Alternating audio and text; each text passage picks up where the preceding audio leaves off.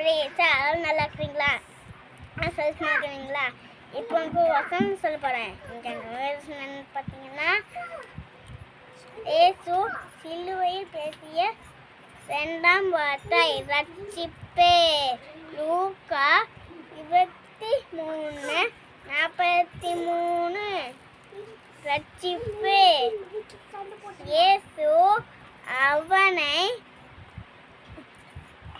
நோக்கி, இன்றைக்கு நீ